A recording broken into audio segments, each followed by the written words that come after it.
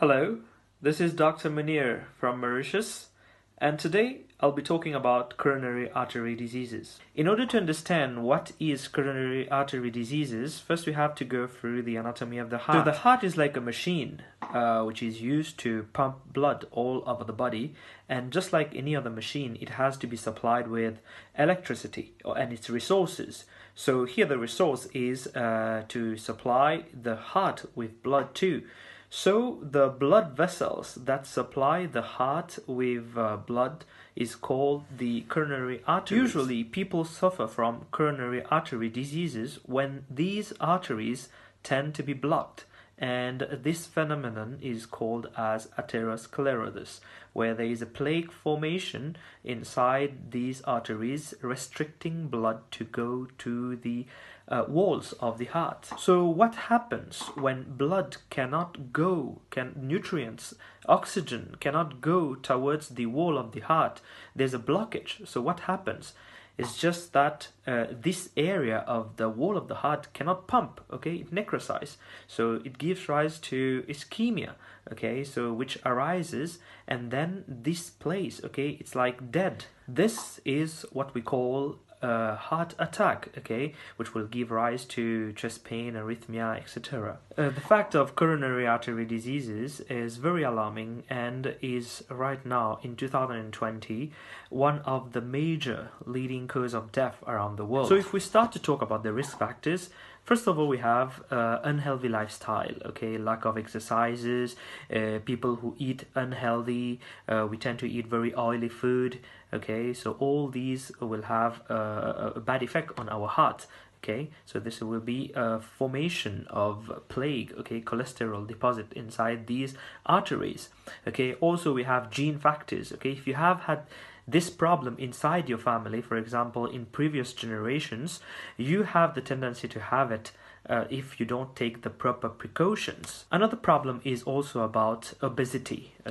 If we talk a bit about the symptoms that these people will have, it's just like they will have severe chest pain, okay, usually it's around the front chest, just behind the sternum, behind the chest bone that we have in front, okay, and this will be radiating to the back or radiating to the left arm, okay. These people will find numbness, they won't be able to breathe in, chest tightness, they feel very tired when they walk a little because, you know, the pump is not working as it should be, okay, so they will feel tired and they feel very tired, like they cannot even walk up the stairs like 1 or 2 stories. So all these, they are very common symptoms of coronary artery diseases.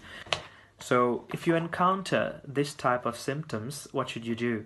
First of all, you should go directly to see your emergency department inside your country or the nearest hospitals that might be leading to these type of symptoms, okay. So the doctor will probably start with an ECG and then move towards a stress test or even an angiography, okay.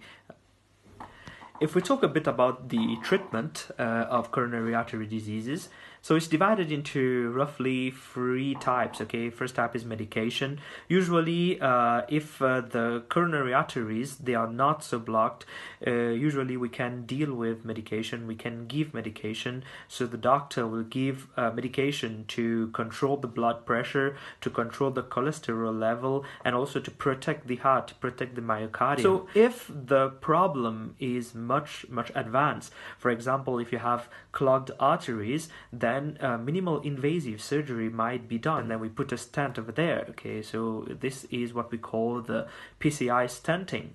And if the disease right now is very advanced, okay, for example, if you have more than 2-3 arteries that have been blocked, if you have branches of the arteries have been blocked, the cardiothoracic surgeon might advise you to have bypass surgery. So what we do is we take an artery inside the chest, or we take a vein, okay, on our leg and we transplant it, okay, we make a bridge, okay, onto the heart, okay, just to bypass the area that has been blocked, and we supply the blood from the proximal part to the distal part which was not getting the blood, right?